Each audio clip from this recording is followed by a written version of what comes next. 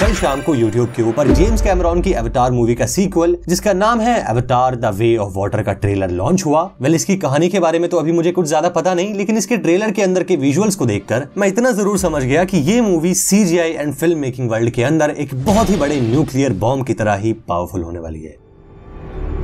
Up ahead was Pandora. You grew up hearing about it, but I never figured I'd be going there. तो आज इस video के अंदर बहुत सारी इंटरेस्टिंग बातें होंगी और उन सबसे पहले शुरू करते हैं अवतार द वे ऑफ वाटर के CGI से। एक मूवी या फिर किसी भी मॉडर्न डे विजुअल कंटेंट को बनाने के लिए आज के टाइम पे ना कई सारे ऐसे एलिमेंट्स को यूज किया जाता है जिनको कि रियल लाइफ में यूज करना पॉसिबल नहीं है। एग्जाम्पल के लिए मान लो कि स्पेस के अंदर किसी ब्लैक होल को दिखाना है या फिर हमारे कैप्टन अमेरिका को म्योलनीर उठाना है। इन सारी की सारी चीजों को ना रियल लाइफ में करना पॉसिबल नहीं है, क्योंकि मान लो सीन के अंदर कहीं पे कोई बिजली है या फिर हमारा मेन कैरेक्टर सुपरमैन बनके साउंड बैरियर तोड़ रहा है। तो ऐसे ही कुछ विजुअल केसेस के अंदर अनरियलिस्टिक कॉन्सेप्ट्स को एक रियलिस्टिक रूप देने के लिए कई सारी अलग अलग टेक्निकल चीजें होती हैं और उन सारी चीजों को एक छोटा सा सिंपल सा वर्ड दे दिया गया है जिसको आप सब लोग CGI के नाम से जानते हो। इसकी फुल फॉर्म होती है कंप्यूटर जनरेटेड इमेजरी, और आज के टाइम पे मार्वल सिनेमैटिक यूनिवर्स से लेकर नाइकी के जूते की एड तक प्रोबेबली ऑलमोस्ट ऐसा कोई भी विजुअल सेगमेंट नहीं बचा है जहां पे CGI का यूज ना होता हो। तो सिंपल सी एक बात आज समझ लो कि CGI का मतलब सिर्फ एलियन कैरेक्टर्स या फिर स्पेसशिप्स को बनाना ही नहीं होता। इस 3 डिजिट के छोटे से वर्ड के अंदर एक बहुत ही बड़ा यूनिवर्स बसा हुआ है।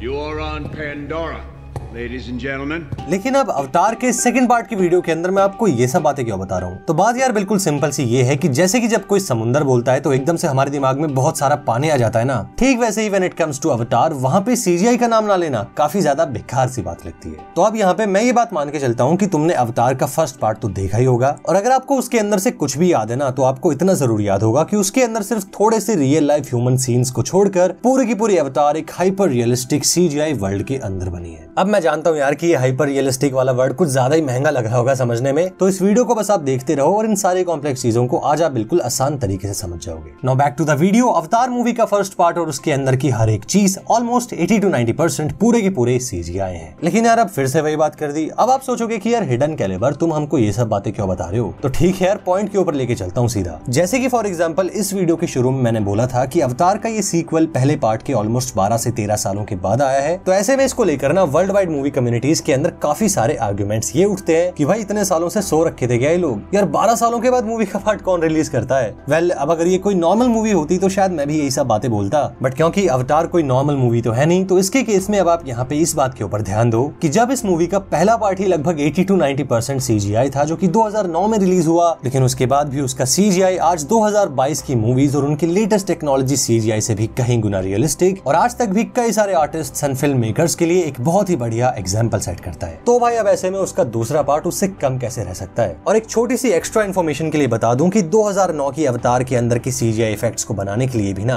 पूरे 4 साल का वक्त लगा था, क्योंकि जैसा कि मैंने CGI वाले पॉइंट में बोला था, ये प्रोसेस अनरियलिस्टिक एलिमेंट्स को रियलिस्टिक बनाने के ऊपर बेस्ड है। तो मूवी के अंदर आपने वो जो पेंडोरा का जंगल, उसके dangerous but beautiful looking animals और यहाँ तक कि वाटर से लेकर हेलीकॉप्टर तक जो भी कुछ चीजें देखी थी ना, वो सारी की सारी चीजें किसी स्टूडियो की बिल्डिंग में बैठकर कुछ आर्टिस्ट ने अपने कंप्यूटर के ऊपर बनाई है। तो at the end of the day जब हर वो चीज जो रियल लाइफ में एग्जिस्ट नहीं करती उसको सोचने, डिजाइन करने और रियलिस्टिकली क्रिएट करने जब बैठेंगे तो भाई टाइम तो ऑफ कोर्स लगेगा। और क्योंकि अवतार का ये sequel the way of water अपने पहले पार्ट से भी काफी ज्यादा एडवांस्ड CGI टेक्नोलॉजी एंड उससे भी कहीं ज्यादा रियलिस्टिक इफेक्ट्स के ऊपर बना है, तो ऐसे में इतना लंबा वक्त तो यार देखो लगना ही था। And now from a part of all of these things I am sure कि इतने लंबे प्रोडक्शन टाइम के पीछे और भी बहुत सारे कुछ रीजंस होंगे, बट रियल लाइफ एक्टर्स को छोड़कर एक एक चीज जो आप इस मूवी के अंदर देखने वाले हो वो हर एक चीज बिल्कुल स्क्रैच से हैंडमेड है, and obviously it takes time to make things from scratch. It's all part of the science. And good science is good observation. 2009 में जब अवतार का पहला पार्ट आया था तो उस टाइम पे जेम्स कैमरॉन और तब के उनके आर्टिस्ट ने मिलकर कुछ ऐसे सीन्स और कुछ इस तरीके की CGI टेक्निक्स को क्रिएट किया था जो कि CGI and motion picture industries के अंदर आज तक भी बहुत ही बड़े इंस्पिरेशनल इवेंट्स हैं। जैसे कि एक छोटे से एग्जांपल के लिए तुम 2009 की अवतार के वाटर सिमुलेशंस को देखो। कहने को तो ये बात कितनी आसान सी लगती है कि भाई बस पानी ही तो है यार, थोड़ा सा कम रियलिस्टिक भी बन गया तो क्या ही दिक्कत आ रही है। आई एम श्योर कि बहुत सारे ऐसे लोग होंगे जो कि बिल्कुल ठीक इसी तरीके से सोचते हैं। हैं। लेकिन अब इसके साथ ही ना आप यहाँ पे इस बात को भी सोचो कि जब बात एक इतने बड़े प्रोजेक्ट की होती है तो वहाँ पे हर एक चीज का उतना ही रियलिस्टिक लगना जरूरी है जितनी की उस प्रोजेक्ट की ओवरऑल डिमांड है। दैट्स व्हाई 2009 की अवतार का वाटर सिमुलेशन कितना रियलिस्टिक है ये बात तो हम सब लोग देख सकते हैं, और इस मूवी के अंदर का पानी तो बस एक छोटा सा एग्जांपल है। 2009 की अवतार हाइपर रियलिज्म के बहुत ही ज्यादा करीब है। एंड हाइपर रियलिज्म या फिर हाइपर रियलिस्टिक का बेसिक मतलब आप ये समझो कि आर्ट के मीडियम की एक ऐसी फॉर्म जो कि विजुअल लुक एंड फील के मामले में बिल्कुल असली के बराबर की हो।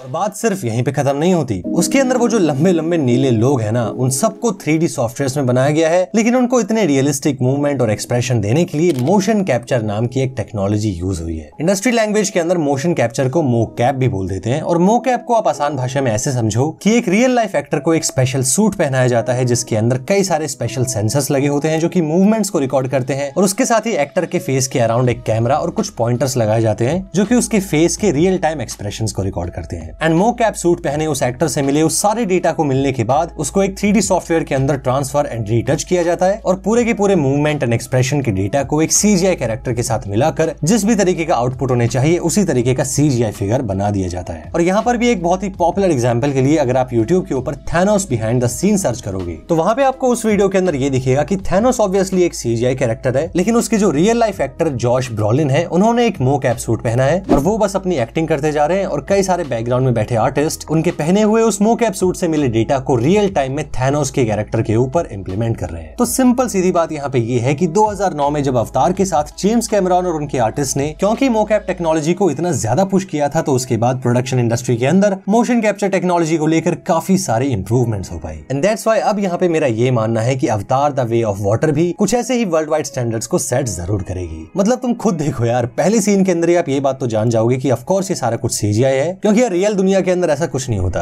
लेकिन एक बार के लिए अगर आप इस रियल वैल्यू वाले लॉजिक को हटा दो ना तो अवतार द वे ऑफ वाटर के इस ट्रेलर के अंदर आपको बाकी की कई सारी दूसरी CGI movies and even end game के CGI से भी बढ़कर कुछ अलग ही दिखेगा, क्योंकि इसके अंदर के CGI को जितना मैंने नोटिस किया है उसके हिसाब से ये बाकी सबसे बढ़कर कुछ अलग ही नजर आता है। And I think finally they have achieved hyper realism with this, specially with the lighting. और इसीलिए मेरा ये मानना है कि भले ही इस मूवी की कहानी कैसी भी जाए, लेकिन इसके अंदर का ये जो CGI और उसके टेक्निकल एलिमेंट्स है, ये सारी चीजें दुनिया भर की CGI and 3D animation industry के फ्यूचर को काफी ज्यादा हद तक इन्फ्लुएंस करेंगे।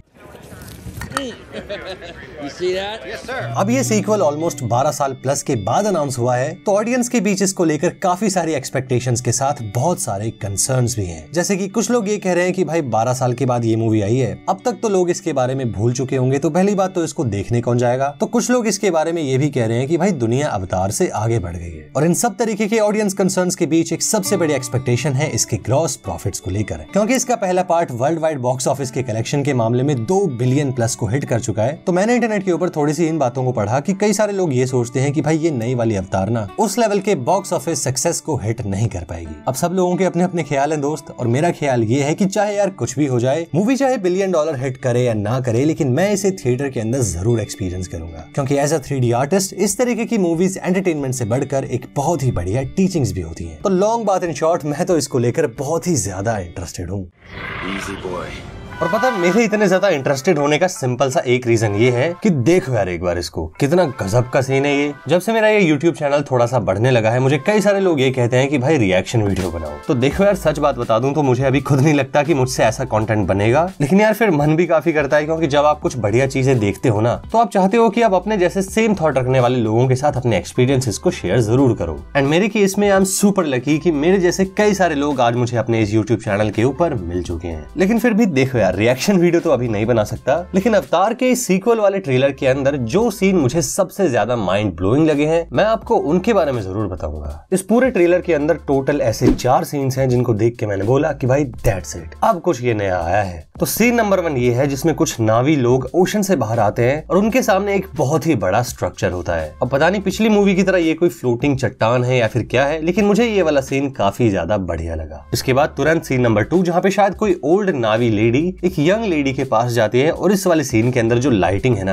यार, बस क्या ही बोलूं इसके बारे में। तो वो हाइपर रियलिस्टिक वाला पॉइंट याद है ना, वो पॉइंट यहाँ पे बिल्कुल परफेक्टली फिट होता है, क्योंकि 3D एंड CGI वर्ल्ड के अंदर मैं इस बात को बड़े ही अच्छे तरीके से जानता और समझता हूँ कि CGI सॉफ्टवेयर के अंदर real life day time lighting को रेप्लिकेट करना कितना ज्यादा मुश्किल काम होता है। लेकिन अब यहाँ तो बात अवतार की हो रही है, तो वाकई में इसके अंदर नो डाउट एक रियलिस्टिक डे लाइट का फील बहुत आता है। उसके बाद यार फिर scene number 3 under the ocean, जिसको इन्होंने बहुत ही अच्छे तरीके से नेल कर दिया है। और फिर इसके बाद सीन नंबर 4 जो मुझे सबसे ज्यादा बढ़िया लगा वो था इसका सुपर रियलिस्टिक वाटर सिमुलेशन। इस वाले मूवी के अंदर तो इन्होंने पानी को इतना ज्यादा रियल बना दिया ना कि मैं बस इसके बारे में आपको क्या ही बताऊं। और यार ये चीज देखो आपकी, इन्होंने ट्रेलर भी बस 1080p के अंदर लॉन्च किया है कि शायद यार कहीं 4K में लॉन्च कर देते तो लोगों से इतनी ज्यादा क्वालिटी शायद संभाल ही नहीं जाती। तो अगर आपने अभी तक इसके ट्रेलर को नहीं देखा है तो YouTube के ऊपर जाकर अवतार 2 ट्रेलर सर्च करो और अभी जाके इसके ट्रेलर को देखो, क्योंकि इतनी अमेजिंग क्वालिटी को मिस करना अच्छी बात नहीं है। बाकी आप सभी लोगों के इतने अमेजिंग सपोर्ट के साथ hidden calibre channel finally 1 lakh subscribers के बहुत ही ज्यादा पास आ गया है। तो अगर आपको इस वीडियो की क्वालिटी एंड इसकी इन्फॉर्मेशन वाकई में अच्छी लगी हो तो प्लीज यार मेरे इस चैनल हिडन कैलिबर को सब्सक्राइब जरूर कीजिएगा। यहाँ पे मैं वर्ल्ड वाइड एनिमेशन इंडस्ट्री और आर्ट एंड मूवीज जैसे कई सारे अमेजिंग टॉपिक्स के ऊपर डिटेल में बात करता हूँ। और इसके साथ ही कमेंट करके इतना जरूर बताइएगा कि अवतार द वे ऑफ वाटर के CGI के बारे में आप क्या सोचते हो। तो एक बार फिर से रिक्वेस्ट करता हूँ दोस्त, चैनल को सब्सक्राइब करना और वीडियो से रिलेटेड आपके ओपिनियन कमेंट करके जरूर बताना। बाकी इसके साथ ही अब फिर से मिलेंगे नेक्स्ट वीडियो के अंदर, तब तक के लिए thank you so much for watching.